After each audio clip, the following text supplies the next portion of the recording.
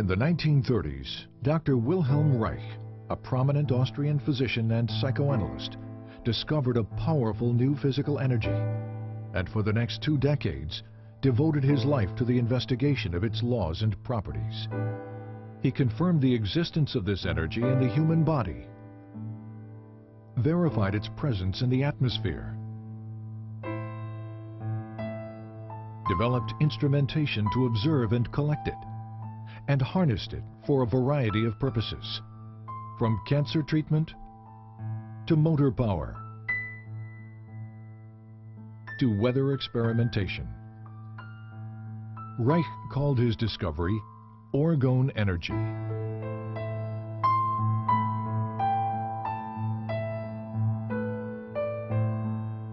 But tragically, it was a discovery that the world was not ready for.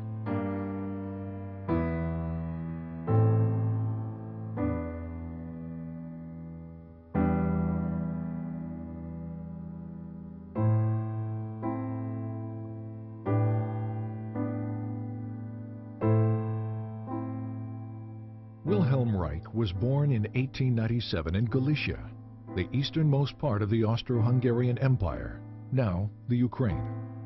He grew up in Bukovina on a large farm operated by his father. Until he was 13 years old, Reich was educated at home by tutors. His mother, to whom he was devoted, committed suicide in 1910 after his father discovered she had had a brief affair with one of the tutors. His father died 4 years later from tuberculosis. That same year, 1914, the First World War broke out. Within days, Russian troops swept through Bukovina. Reich narrowly escaped being sent to Russia as a hostage and had to flee his home. Later he wrote, "I never saw either my homeland or my possessions again. Of a well-to-do past, nothing was left." For the next 4 years, Reich served in the Austrian army, experiencing what he called the war as a machine. In 1918, the war finally ended. Germany and Austria were defeated. The Austro-Hungarian Empire was broken up, and Bukovina became a part of Romania. Alone, homeless, and intellectually starved after 4 years of war, Reich entered the medical school at the University of Vienna.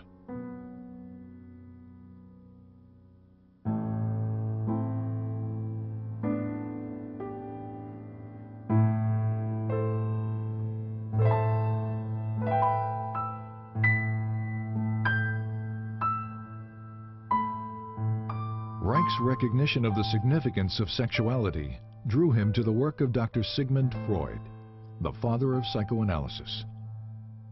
Soon he was considered one of Freud's most promising students. Freud had discovered that neuroses are caused by the conflict between natural sexual instincts and the social denial and frustration of those instincts. Freud had also hypothesized the existence of a biological sexual energy in the body. He called it libido, and described it as something which is capable of increase, decrease, displacement, and discharge, and which extends itself over the memory traces of an idea like an electric charge over the surface of the body. But as the years passed, Freud and his followers diluted much of this concept, reducing the libido to little more than a psychological energy or idea. By 1925, Freud had concluded that the libido theory may therefore, for the present, be pursued only by the path of speculation. Reich's clinical observations, however, demonstrated that sexual energy was more than just an idea, and that sexual satisfaction, in fact, alleviated neurotic symptoms. He discovered that the function of the orgasm is to maintain an energy equilibrium by discharging excess biological energy that builds up naturally in the body. If that discharge function is disturbed, as it proved to be in all his patients, this energy continues to build up without adequate release, stagnating and fueling neurotic disorders. Reich's orgasm theory set him apart from his colleagues because it indicated that the libido was a real physical energy that possibly might be measured quantitatively. His clinical work also led to new therapeutic techniques designed to discover and eliminate any impediments to the flow and discharge of this energy. But the widespread existence of human misery forced Reich to conclude that the solution to the problem of neuroses was not treatment, it was prevention. You have to revamp your whole way of thinking, said Reich, so that you don't think from the standpoint of the state and the culture, but from the standpoint of what people need and what they suffer from. Then you arrange your social institutions accordingly. Freud, on the other hand, maintained that culture takes precedence, that sexual instincts must be adapted to the existing social structure. These conflicting positions led to an eventual break between Reich and Freud. In Vienna and later in Berlin, Reich devoted much of his time and money educating working-class people about the essential role of sexuality in their lives. I had 6 clinics in Vienna, said Reich, where people came and received advice once or twice a week. To provide medical and educational help was its purpose. To reach the greatest number of people, he worked within the socialist and communist parties to promote sex education, birth control, divorce rights, and better housing. Reich recalled that in Berlin, there were about 50,000 people in my organization in the first year. Reich was also very outspoken about Germany's turbulent political climate. Unlike most members of the Berlin Psychoanalytic Association, Reich openly opposed the rise of the Nazi Party.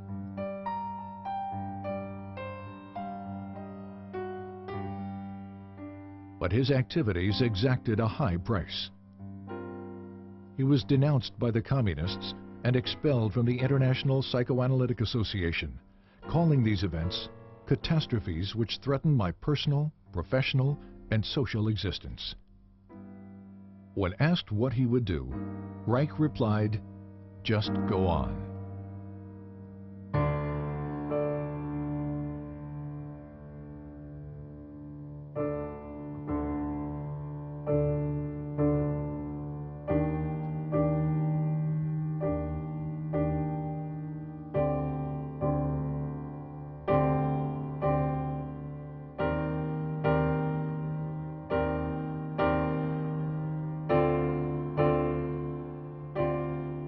University of Oslo, 1935. While continuing to teach and develop his innovative therapeutic techniques, Reich began a series of laboratory experiments to verify the existence of a physical, biological energy expressed in the emotions. Using human subjects, Reich was able to demonstrate a charge at the skin surface directly related to feelings of pleasure or anxiety.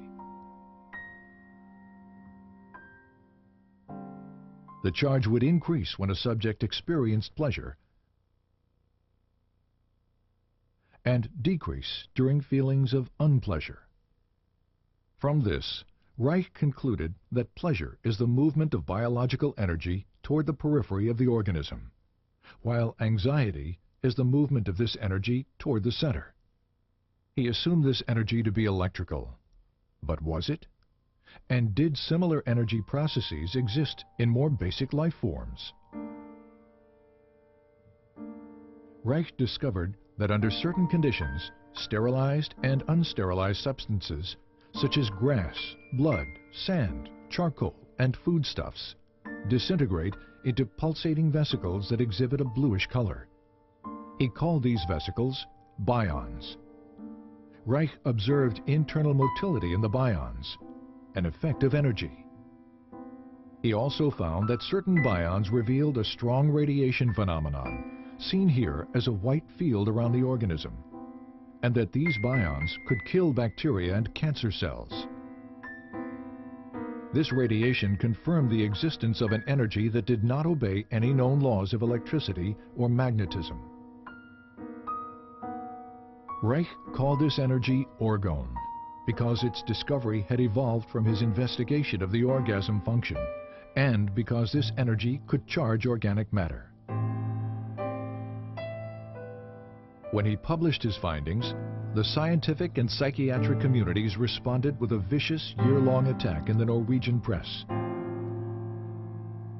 In the wake of this response, and the inevitability of a Second World War, Reich began to look to America as the future home for his work. In August 1939, Reich sailed for America on the last ship to leave Norway before World War II broke out.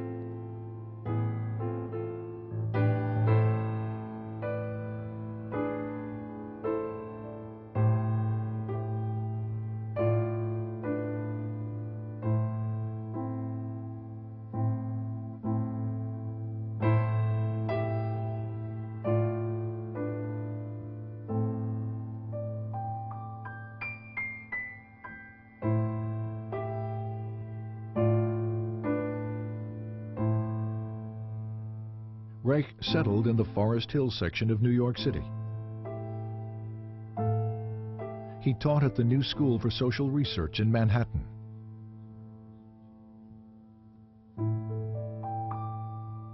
Published his books in English. Trained American physicians in his therapeutic techniques. And pursued his investigations of orgone energy. Since the energy appeared to be everywhere and to permeate all substances, Reich had to find ways to isolate and collect it in order to study its functions and make it usable.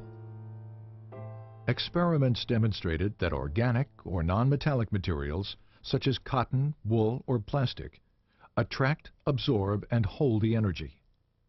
Metallic materials, steel or iron, attract the energy and quickly reflect it in both directions.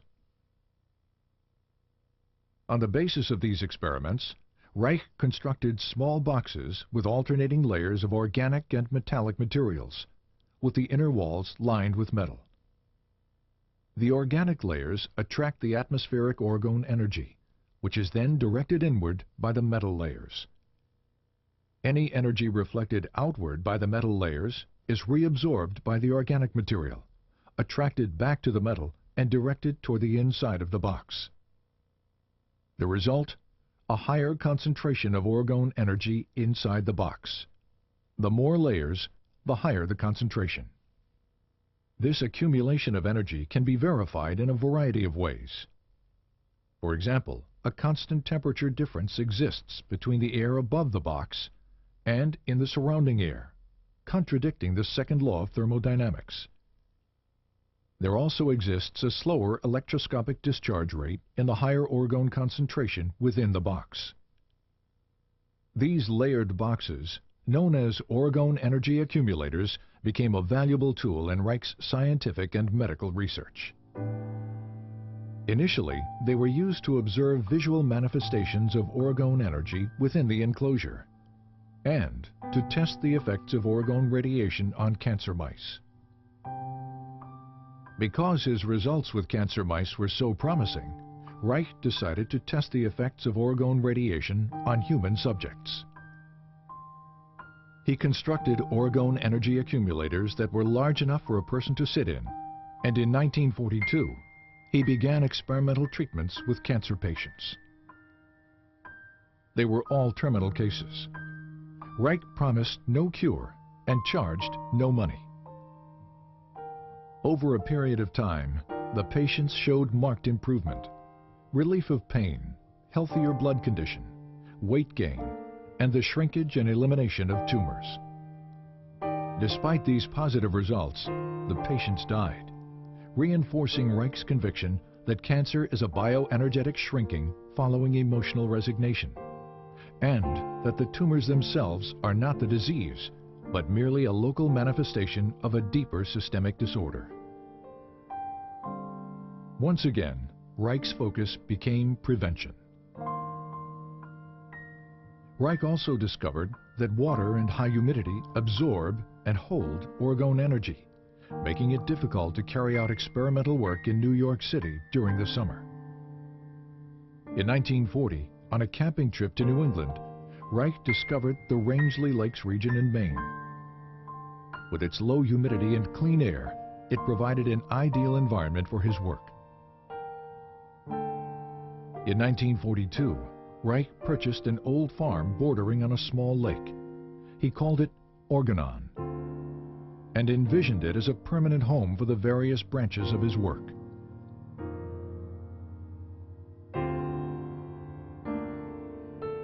In 1945, a student's laboratory was built.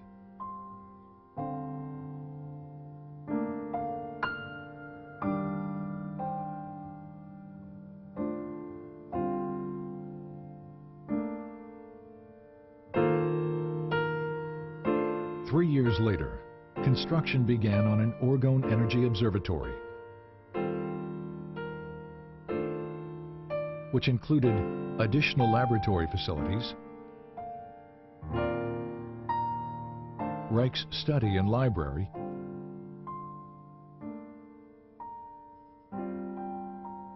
and outdoor observation decks.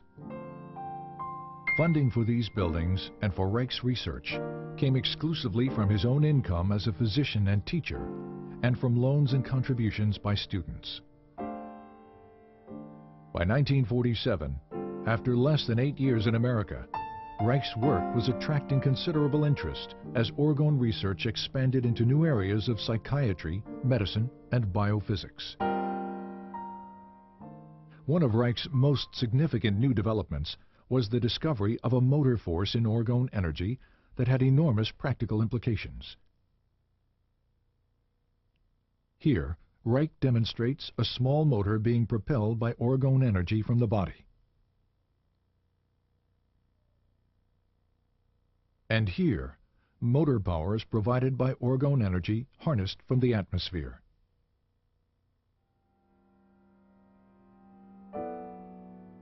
With the development of Organon, Reich's dream of a home for his work was slowly becoming a reality.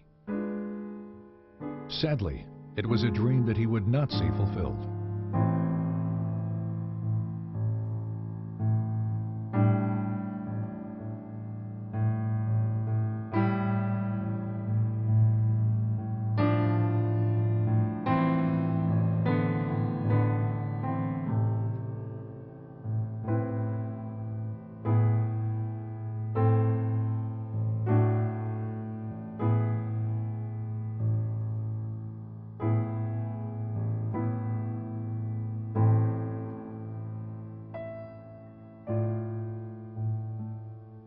In 1947, this article written by freelance journalist Mildred Brady appeared in New Republic magazine. It was filled with distortions and innuendos about Reich's sexual theories and orgone research.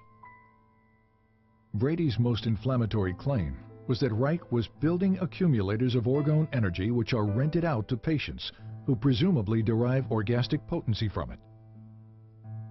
Implying that Reich was a danger to the public, Brady challenged the medical authorities to take action against him.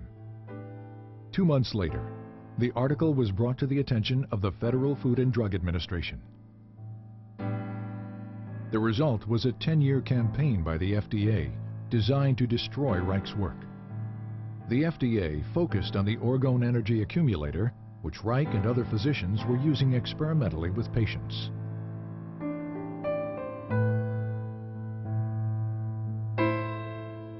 Convinced that the accumulator was being fraudulently promoted as a sexual and medical device, FDA agents spent years interviewing Reich's associates, physicians, students, and patients, looking for dissatisfied accumulator users.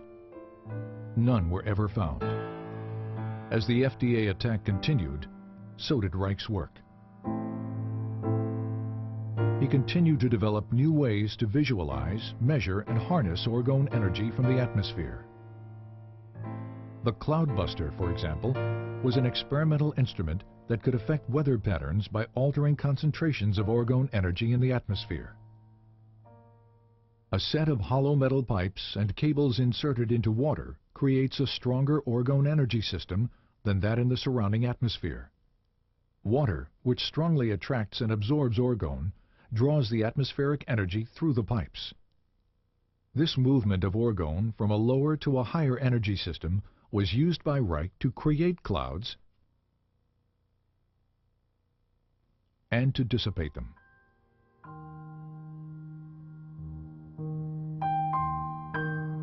In 1953, during a long drought that threatened the Maine blueberry crop, several farmers offered to pay Reich if he could bring rain to the parched region. The Weather Bureau had forecast no rain for several days when Reich began his cloud-busting operations. 10 hours later, a light rain began to fall. Over the next few days, close to 2 inches fell. The blueberry crop was saved.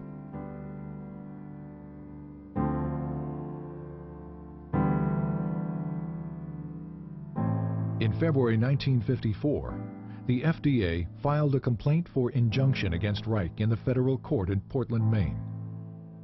The complaint declared that orgone energy does not exist. It asked the court to prohibit the shipment of accumulators in interstate commerce and to ban Reich's published literature, which they claim was labeling for the accumulators. Reich responded to the complaint with a lengthy letter to Judge John Clifford, explaining that he could not appear in court since doing so would allow a court of law to judge basic scientific research. Scientific matters, he wrote, can only be clarified by prolonged, faithful, bona fide observations in friendly exchange of opinion, never by litigation. I therefore submit, in the name of truth and justice, that I shall not appear in court. Judge Clifford did not accept Reich's letter as a valid legal response, and the injunction was issued on default, as if Reich had never responded at all. But the injunction was even more excessive than the initial complaint. It ordered that all orgone energy accumulators and their parts were to be destroyed.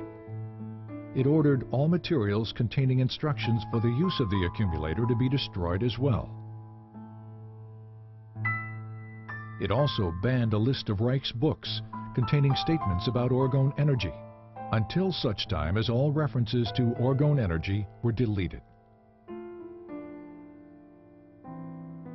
After the initial shock, Reich continued his work, traveling to Arizona to experiment with the cloudbuster in the dry desert environment.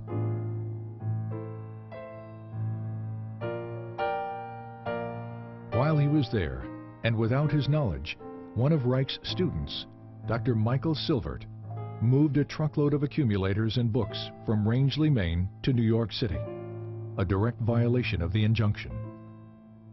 As a result, the FDA charged Reich and Silvert with criminal contempt of court.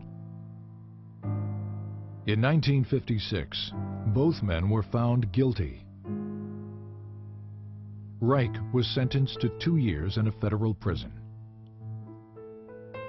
While Reich appealed his sentence, the government carried out the destruction of accumulators and literature. In New York City, several tons of Reich's books and other publications were burned in one of the city's garbage incinerators, including titles that were only to have been banned. This destruction of literature constitutes one of the most heinous acts of censorship in United States history.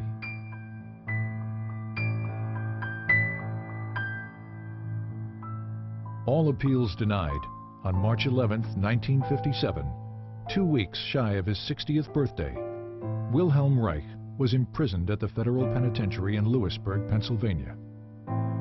He died there of heart failure 8 months later, on November 3, 1957, and was buried at Organon.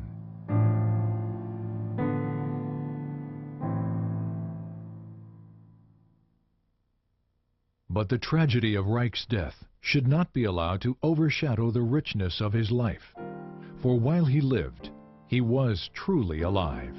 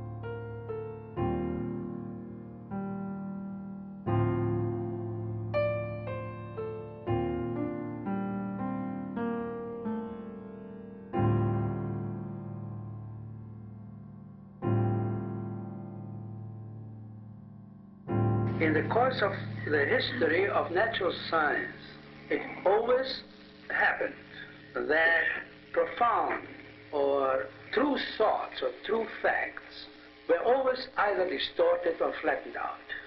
The danger, especially of distortion, is particularly great in the case of orgonomy. We must be scientific, we cannot be political in these matters. And I personally declare that I will be the first to fight with all my strength, with whatever I've got, against such a distortion of our principles.